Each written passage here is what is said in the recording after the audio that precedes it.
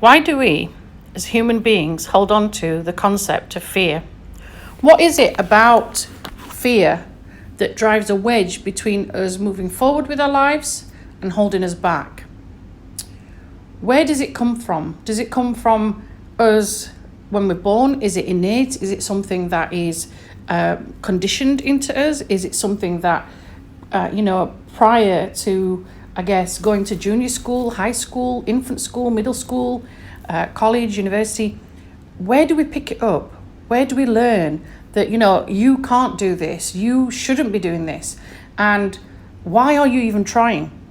Now, these are questions that I'm sure many of you can relate to, many of you have heard, because you'll have heard them from the people that you are surrounded by, whether that's your family, your friends, your wider community, whether it's people that are role models to you. And sometimes these fears are not necessarily your own. They're fears that have come from other people who cannot see the potential that's out there. So let me just give you some examples that I'm thinking of when I'm discussing this particular topic. Maybe when you're at junior school, high school, could be even older, you're doing a marathon or training to do a marathon, whatever it is, and you're told, why bother? Why bother racing? Why bother competing? Because there's a particular person in your class or in that particular track race that is stronger than you, maybe taller than you, more physically apt, more physically trained to beat you, okay, and to beat you in this race. So people decide to plant those seeds of fear in your brain, in your subconscious, to make you, doubt yourself, doubt your abilities, doubt your strengths. Now, are those fears your fears, or are they a displacement of other people's fears because they perhaps wouldn't do those things that you're necessarily doing? Okay, so maybe that person, the one that I'm referring to in this example, is unable to race, is unable to see themselves actively training and pursuing something that takes obviously endurance, and it takes somebody that is passionate and someone that's focused with drive and ambition and someone that's determined. These are real key leadership skills, I guess, if you want to put it that way. What is it about us that lets us feed into that fear? Why can't we just say, hold on a minute, I would like to go and do this, I would like to try? Okay. We sometimes, unfortunately, listen to those fears from others and we plant them in our head. Like I said, like little seeds, they stay there. And sometimes these little seeds, they grow. And unfortunately, when they grow, they make us very, very, very fearful of even trying or of even lifting our heads up and thinking, you know what, I'll give it a go. Okay, so there are some individuals that wouldn't even contemplate looking at something like that.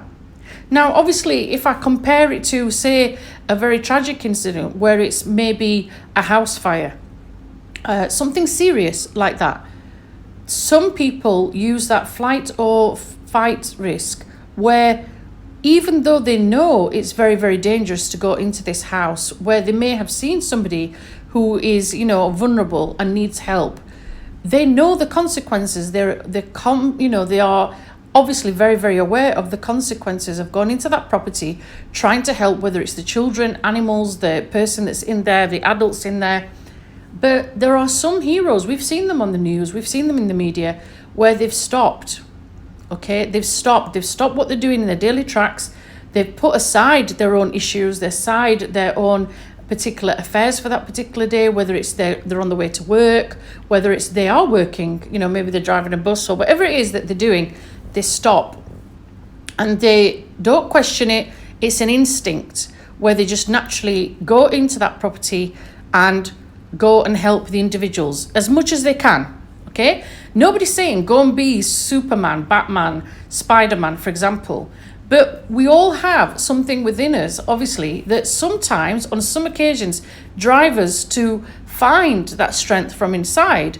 And in scenarios like that, which you'll have seen in mass media, whether it's the newspapers, whether it's the television, internet, whatever, you'll see individuals praised for being a hero, praised for the courage that they found to go and do that.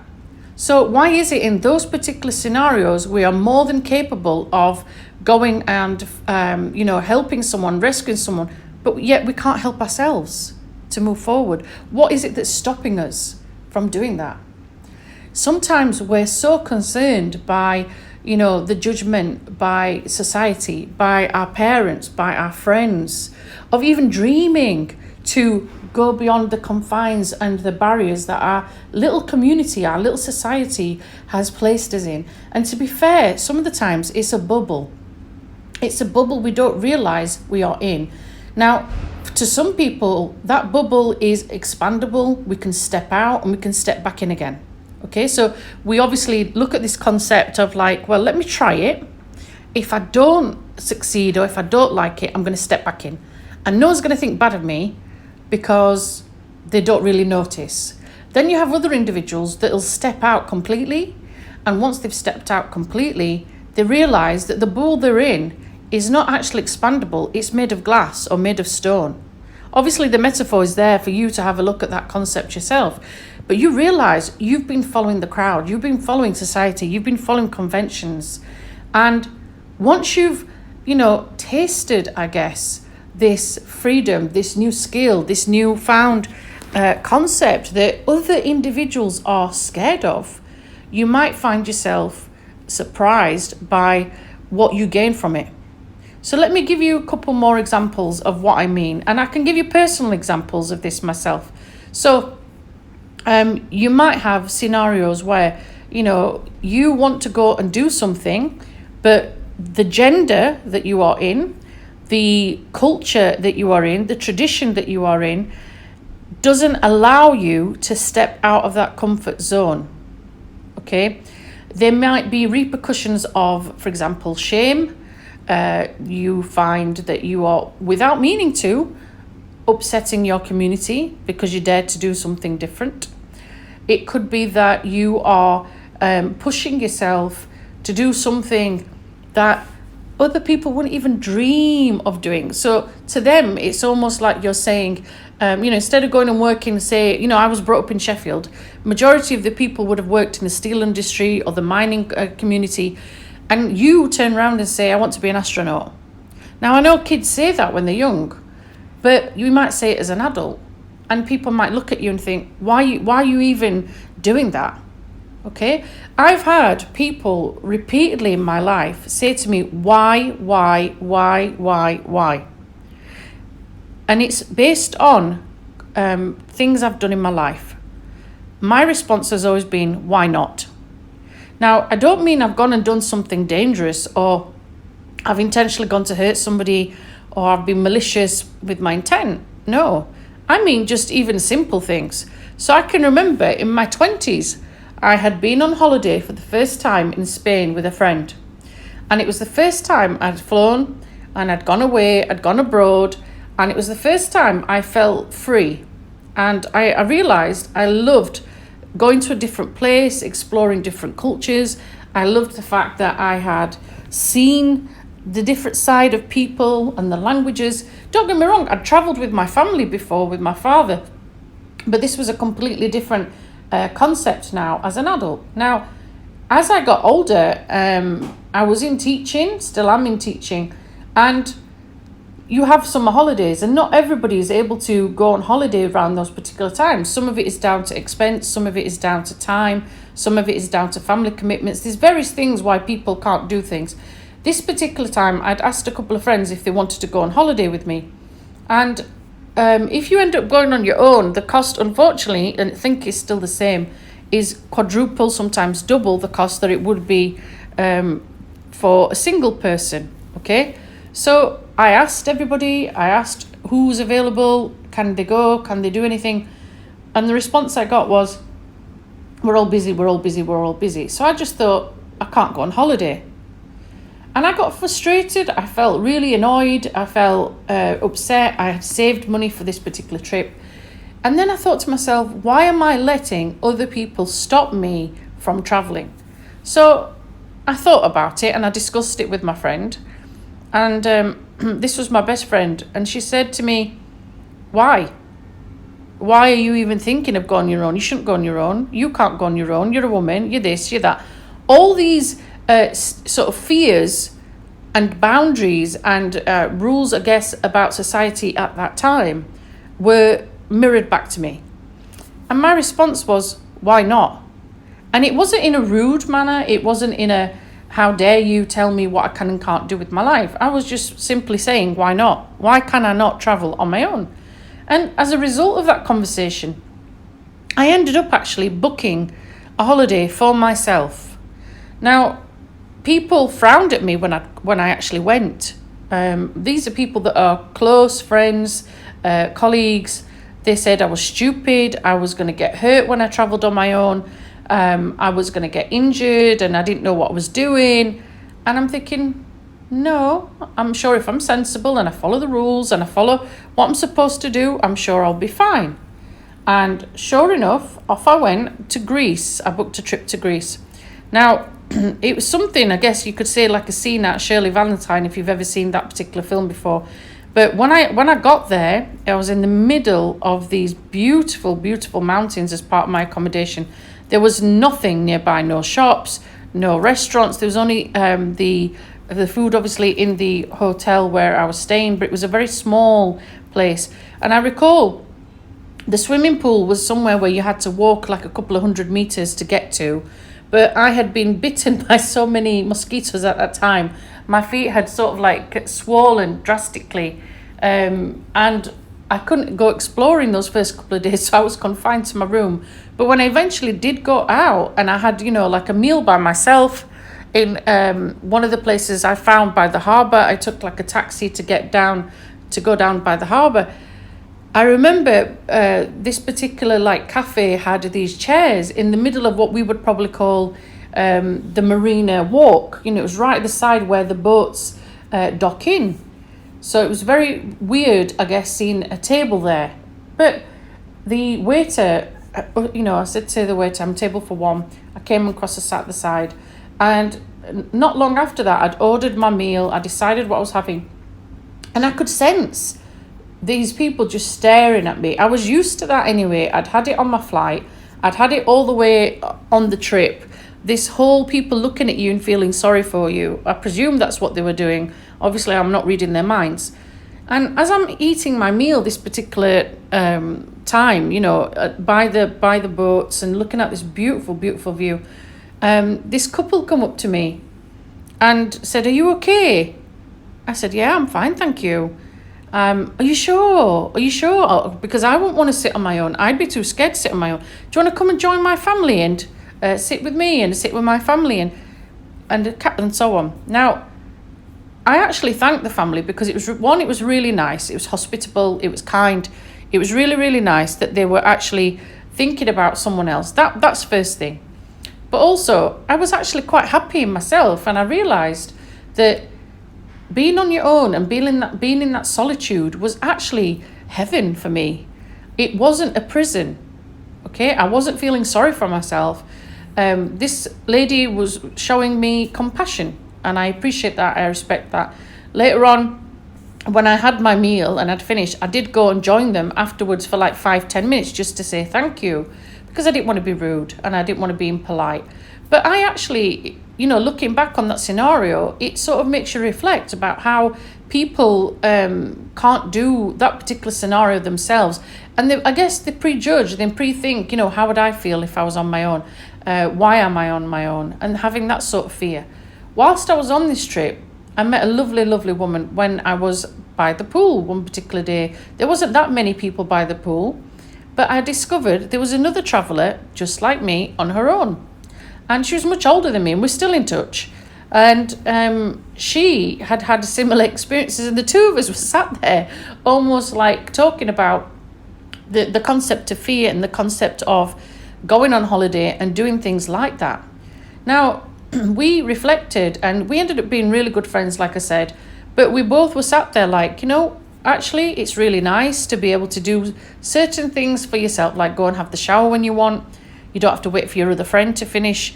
When you go into a restaurant, you just choose what you want. You don't have to do what the other person wants. So there were perks and there were benefits to traveling on your own. It wasn't necessarily something that I held on to with fear. When I came back, the reaction from my friends was something different. I mean, this is before the day of digital age, before the day of mobile phones having Viber and WhatsApp and things like this. This is pre, like, you know, mobile phones being really big thing in our lives. And, you know, I guess it was the old-fashioned mobile phone that you could text and ring on. That was it. And obviously, in those days, it would be extortionate having a mobile phone and using it abroad as well. It'd be very expensive with the roaming fees. Now, when I came back, like I said, from that trip, friends, colleagues, they were all like absolutely gobsmacked. And ever since then, I promised myself that, you know what, I'm going to continue going and doing some amazing things. I'm not going to hold on to fear. So, for example, I ended up one year going to the airport and packing my suitcase and having my suitcase filled, not knowing where I was going to go, but I wanted somewhere hot. And if I couldn't go anywhere, that's fine. I could always go home. But I was determined that I was going to just see what cancellations there were, because I'd heard a lot of rumours about how some people had snatched up some really, really good deals. They turned up the airport and said, what cancellations do you have? And basically, they booked that flight there and then with the tour guide, with the tour operators, and got themselves a really good holiday. And I thought to myself, do you know, this is something that I could do. I'm not going to let fear hold me back. And I'm also not going to let somebody dictate where I guess, can and can't go. In my head, I'd got certain countries, I suppose, that I thought, no, I won't really go there. But as it happens, I ended up, believe it or not, going to Greece. I think it was Lindos that I went to. And it was an all-inclusive holiday. And it was obviously return flight from Leeds, Bradford at that time, because that's where I lived. And the trip all up costs £12. Yep, you heard me, £12. Now, that sort of thing probably doesn't happen anymore, because obviously airlines are now completely, you know, tight in some regards to the rules and the conditions and the terms and conditions of contracts. People lose their money. It's all written and stipulated, obviously, in the signage of when you book your holiday or whichever destination you have. But I mean, that's just one example there of where I've not allowed that particular scenario to hold me back. And yet again, you know, you'll come across people thinking you're absolutely bonkers doing that particular scenario. But sometimes you do have to go and bite the bullet, so to speak, and face your fears and face your demons. Now, coming back to that idea, there's been things in my life. I'm not saying that there aren't fears that I have got, but there are. One of my biggest fears was diving. I'm a good swimmer, very, very good swimmer. But I hadn't realised that when I say diving, it was the whole concept of putting your head under the water. And for some reason, when you're young, you seem to be extremely fearless. As you're getting older, you seem to be getting more into fear mode, whether it's because you're now understanding the dynamics and the electronics or the engineering behind certain things, and you're thinking to yourself, you know, hold on a minute, that doesn't look very safe to me, and you decide that you're not going to do it. Again, that comes back to you and your concept of fear and you holding yourself back more than anybody else.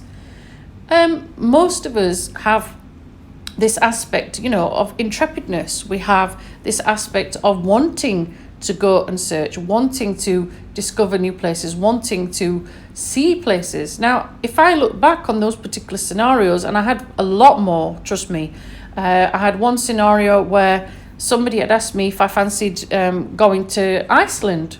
I don't mean the food shop, I mean actually Iceland as in travelling to the actual country, to the actual place. And at that time, I thought to myself, I've not known this person very long, but you know what? Why not? It's a place I've never really thought much of, but there must be something there that is drawing me there. And I did.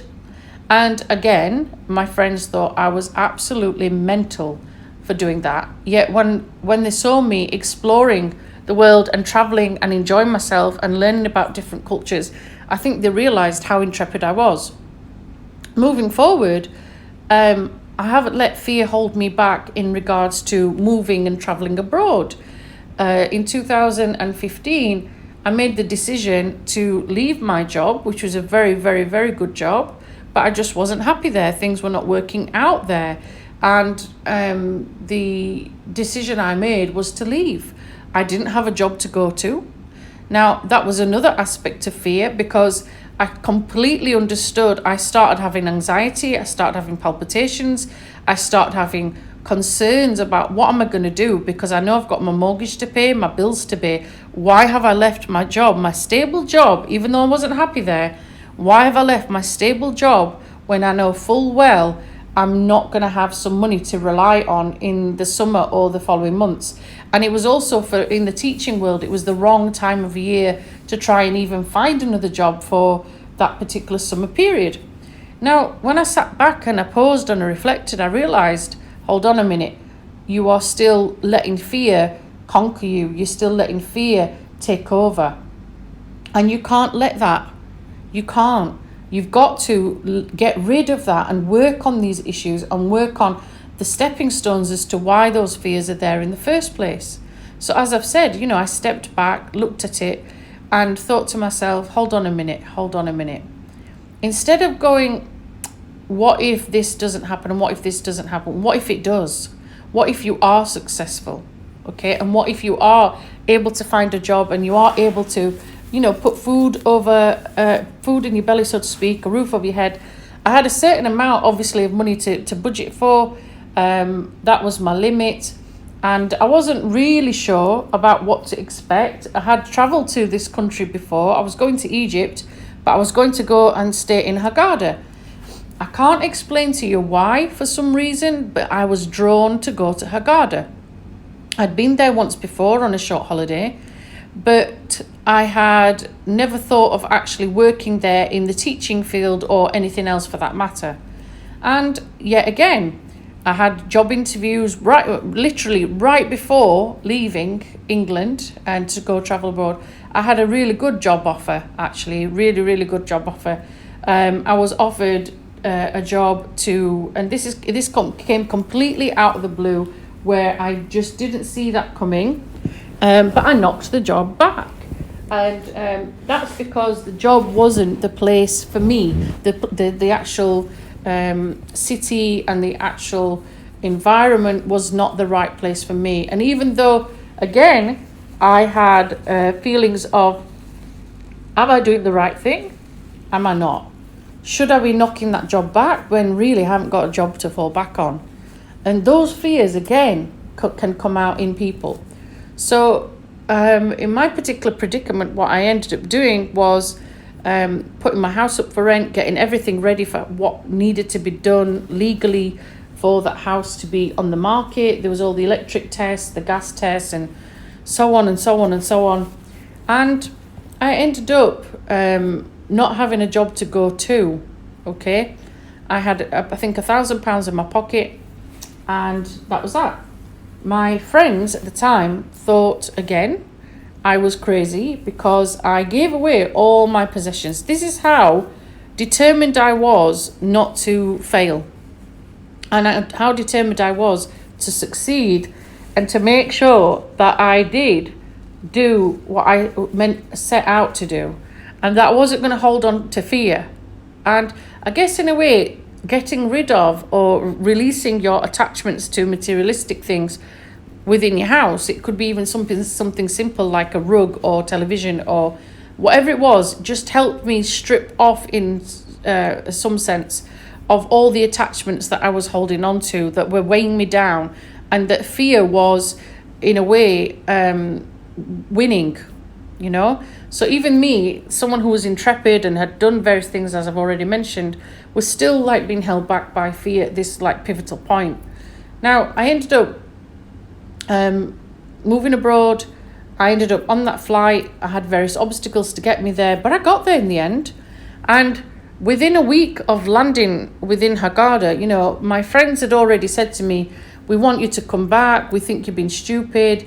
You should come back to England. England is safer. you're crazy, you're just doing it as like a little summer job perhaps. Come on, come back home, come back home, come back home.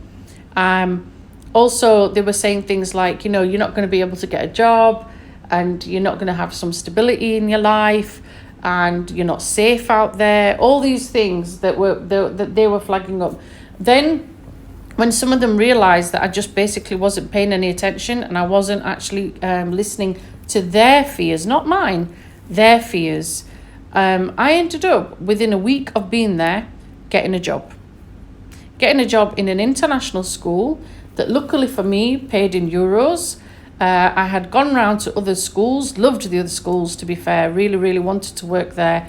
But unfortunately for me, because I had financial commitments in the UK, I had to be earning a certain amount of money to ensure that those bills were covered back in England. And if, you know, obviously all of us have different financial commitments and predicaments, don't we, when it comes to finding work.